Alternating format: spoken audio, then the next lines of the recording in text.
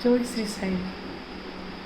अनेक दिन है किसी अनुभूति आईपारे किसी कार्य व्यस्तता रही जाइथिला। घर भुवनेश्वर घर छाड़ी बाहर को बुलवा एपट सेपट पड़े जाइली। एबे पुणी फेरी आसिली। आसला पर आज भाविली जे आज गोटे मोर सद्य अनुभूतिर कथा कहबी जोटा कि आर सप्ताह गत सप्ताहर गुरुवार शुक्रवार कथा। बाबांकर फूलमाला को लेकिन कथा जमती कि आज मो बाबा को टगर फूलमालाटी देती केते सुंदर देखा जाउछंदी। स्कूल रू पढ़ला बेल ठार मत फूलमाला करिया को भल लगे। मु सब बेले बोर जो फूल ठाकुर घरे बहुत प्रकार माला करी बो को दिए सी तार ठाकुर पूजा करे।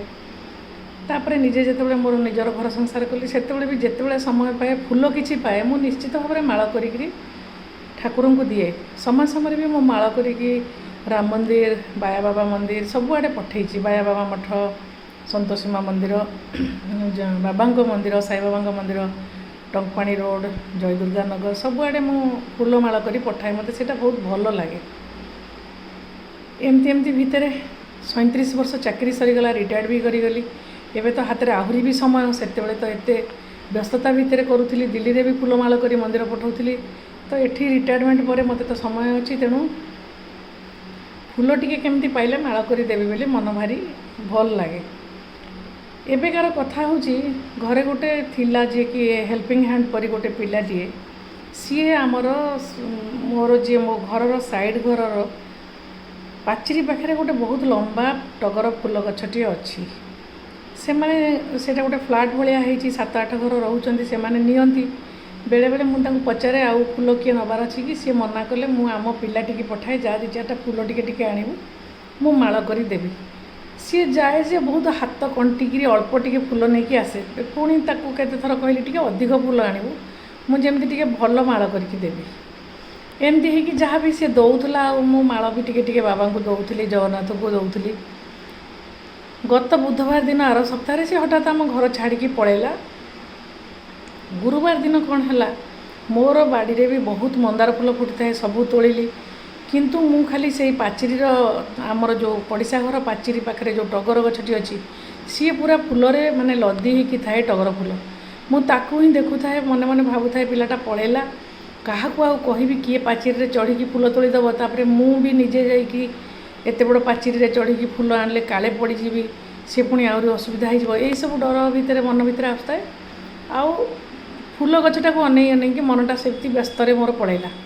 से भितर जो रोसे घरे आसिक गुरुवार दिन मु काम दाम करुँची देखिली रोसे घर झरका बाटे आउ गोटे सेपट साइड गोटे प्लट रे गोटे फूल गछ होईची सेटा कि एते लंबा नुह छोट गछटे लदी होईची फूल। से प्लट रे भी घर कहार हैनी गोटे छोट आजबेस्टस घरे जड़े लोक रही। तो मन मन भाविली एटा तो पछपट घरटा जाऊँगी तांको घरे जाइकी कहीकि तांको अनुमति नहीं कि किछि फूल आनिबी। किंतु गुरुवार दिन समय आउ हेलानी। पुणी मन मन भाविली ठीक अच्छी आगु को केबे केबे जाइकरी आनिबी किंतु तांको आगो पचारिकी तांको अनुमति नेबी। तापर से तो गछ को चढ़ीबार नहीं ठिया होगी तले तोड़ी हेबो यही भावना रे मु रहीगली। गुरुवार भी सरीगला। शुक्रवार दिन आमर गोटे छोट प्रोग्राम थाए जोटा कि मो हजबैंड जो जाऊँच ओम शांति जोटा कि पीस ऑफ माइंड जो चैनल कौन ब्रह्मा कुमारी सेंटर। तो सी आमर गोटे शिव झंडा लगाती 7-8 वर्ष है छात उपरे लगा हुए प्रति वर्ष से बदला हुए। से शुक्रवार दिन से प्रोग्राम टी रखाही संध्यारे से पूरा माने घर द्वार सफा सुतुरा ठाकुर घर मु सका धुआधुई करी छात उपरे प्रोग्राम हो बोली छात सफा करी एमती करके थाए। घर द्वार सफा कला बेलू बालकोनीटा को जो सफा कर 10:30 बाजिला। सकाळ राति 4 रू उठी मोर सब बड़े माने मन भीतर थाए जो सफा सुतरा ना जो क्लीनलीनेस ना सेठी कौटी भगवान आसी पहुँचे। तो ये गोटे रही मन भीतर से बहुत सफा कर चिकण करमती आह्वान करी भगवान ईश्वर को से कथाटी मन भीतर रखी मु लगी थाए घर द्वार चिकण करी पूजा करी संध्या बेलू तो प्रोग्राम हम। यही बालकोनीटा सफा कला बेलू धुआधुई करुच्ची पूरा उदा हो जाए। हठात आंटी आंटी बोली डाक शुभिला। देखला बेलू से पाख साइड बिल्डिंग रे जड़े रीना बोली गोटे झील अच्छी तार 2टी छोट झील ସେମାନଙ୍କ ସାଙ୍ଗରେ ମୁଁ ଭଲ ଚିହ୍ନା ପରିଚୟ ହେଇଛି। ବାବାଙ୍କର ଯେତେବେଳେ ମୁଁ ପାଲକି ସେବା କରୁଛି ସେମାନଙ୍କୁ ଡାକେ, ସେମାନେ ଯୋଗ ଦିଅନ୍ତି। ତ ସିଏ ଯେତେବେଳେ ଏତେ ଜୋରେ 10:30 ବେଳେ ଡାକିଲା, ମୁଁ ସେଠୁ ଦୌଡ଼ିକି ଗଲି ଛାତ ଉପରକୁ। ମୁଁ କହିଲି କିଏ, କ'ଣ ହେଲା? ହଠାତ୍ କିନା କହୁଛି, ଆଣ୍ଟି ଫୁଲ ନେବେ କି ବାବାଙ୍କୁ ମାଳ କରିକି ଦେବେ? ମୁଁ ଆଉ କିଛି ମୋ ପାଟିରୁ କଥା ବାହାରିଲାନି। ମୁଁ ଆଗ ସ୍ଥିର ହେଇକି ସେଠି ଠିଆ ହେଇଗଲି ଛାତ ଉପରେ। ଖୁସି ହେଇକି ମୁଁ କହିଲି ହଁ ଦିଅ। ତାପରେ ସିଏ ତା ଝିଅ 3 ଜଣ ଯାକ ଫୁଲ ତୋଳୁଥାନ୍ତି। ଗୋଟେ ଡାଲାରେ ଭର୍ତ୍ତି କରିକି ଗୋଟେ ଜରିରେ ପୁରା ବହୁତ କରି ଫୁଲ ଦେଲେ, ଯେଉଁଟାକି ସେଇ ଶୁକ୍ରବାର ଦିନ ମୋତେ ଘଣ୍ଟାଏ ଲାଗିଲା ମାଳ କରିବାକୁ। ଖାଲି ସାଇବାବା ନୁହନ୍ତି, ସମସ୍ତେ ଯେତେ ମୋର ଦେବଦେବୀ ମୋ ଠାକୁର ଘରେ ଅଛନ୍ତି ସମସ୍ତଙ୍କୁ ମୁଁ ଟଗର ଫୁଲ ମାଳରେ ମନ ଭରିକି ସେମାନଙ୍କୁ ସୁନ୍ଦର କରି ସଜେଇକି ମାଳ କରି ଦେଇକି ପୂଜା କଲି। ସେଇଦିନ ମୁଁ ସେଇ କଥାଟା ଯେତେବେଳେ ସନ୍ଧ୍ୟାବେଳେ ଆମ ଘରେ ସେ ଯେଉଁ ପତାକା ହେଲା, ପତାକା ବଦଳା ହେଲା, ସେତେବେଳେ ଗୋଟେ ଛୋଟ ଫଙ୍କସନ୍ ହେଲା। ସେ ବ୍ରହ୍ମାକୁମାରୀ ସେଣ୍ଟରରୁ ସବୁ ଆସିଥିଲେ, ଆଉ କିଛି ସାହି ପଡ଼ିଶା ଲୋକ ଆସିଥିଲେ।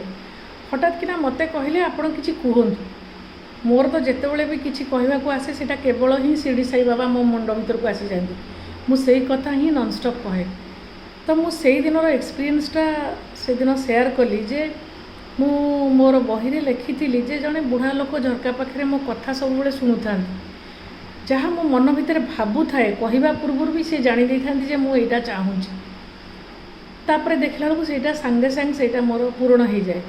ମୁଁ ଗୁରୁବାର ଦିନ ଟଗର ଫୁଲ ମାଳ ଟିକେ ପାଇଁ କେତେ ଛଟପଟ ହେଉଥିଲି, ଗଛକୁ ଅନଉଥିଲି, ସାଙ୍ଗକୁ କେହି ନାହାନ୍ତି, ଗଛକୁ ଚଢ଼ି ପାରିବିନି, ଏମିତି ବିଭିନ୍ନ ଚିନ୍ତା ଆସୁଥାଏ। ଦେଖିଲା ବେଳକୁ ଶୁକ୍ରବାର ଦିନ ମୁଁ କହିନି, ମୁଁ ମୋ କାମରେ ବ୍ୟସ୍ତ ଅଛି, ଦିନ 10:30 ହେଲାଣି। ଏମିତି ତ ନର୍ମାଲ ଦିନରେ ମୁଁ 10:30 ବେଳକୁ ପୂଜା ସାରିଥାଏ। ସେଦିନ ଧୁଆଧୁଇ କରୁଥିଲି ବୋଲି ଘର ମୋର ଡେରି ହେଇଥିଲା। ସେତେବେଳକୁ ସେ ରୀନା ଡାକିକି ମୋତେ କହୁଛି ଆଣ୍ଟି ଫୁଲ ନିଅନ୍ତୁ, ଦେଉଛୁ, ଆପଣ ମାଳ ଦେବେ। ତା ଝିଅ ବି ବହୁତ ଖୁସି ହେଇ କହୁଥାଏ ଆଣ୍ଟିକୁ କହ ମାଳ ଦେଇକି ଠାକୁରଙ୍କୁ ଆମକୁ ଟିକେ ଫଟୋ ପଠାଇବେ, ଆମେ ଦେଖିବୁ। କାହିଁକିନା ମୁଁ ବହୁତ ସମୟରେ ଫୁଲମାଳ ହେରିକା ଦେଇକି ହ୍ୱାଟ୍ସଆପ୍ରେ ଫଟୋଟା ସେୟାର କରିଥାଏ। ମୋତେ ମୁଁ ମାନେ ଯେମିତି ସ୍ତମ୍ଭୀଭୂତ ହେଇଗଲି ଯେ ସେଇ କଥାଟିକୁ ମୁଁ ଏକ୍ସପିରିଏନ୍ସଟାକୁ ସେୟାର ବି କଲି ସମସ୍ତଙ୍କ ଆଗରେ। ସିଏ ସାଇବାବା ହୁଅନ୍ତୁ, ଜଗନ୍ନାଥ, ଶ୍ରୀ ଜଗନ୍ନାଥ ହୁଅନ୍ତୁ, ଅବା ଯେମିତି ଶିବ ବାବା ହୁଅନ୍ତୁ, ଐଶ୍ୱର୍ଯ୍ୟ ଯେଉଁ ଶକ୍ତି ସେଇଟା ସବୁ ଜାଗାରେ ସମାନ। ଯଦି ପ୍ରକୃତରେ ମନ ଭିତରେ କେହି ଭଗବାନଙ୍କୁ ସ୍ମରଣ କରେ, ଯେକୌଣସି ଆଶା, ଛୋଟ ଆଶା, ଛୋଟଠୁ ବଡ଼ ଆଶା ନେଇ, ସେତେବେଳେ ଭଗବାନ ନିଜେ ଆସିକି ଅବତରଣ କରନ୍ତି ଆଉ ସବୁ ଇଚ୍ଛା ଭକ୍ତଙ୍କର ପୂରଣ କରିଥାନ୍ତି। ଜୟ ଶ୍ରୀ ସାଇ।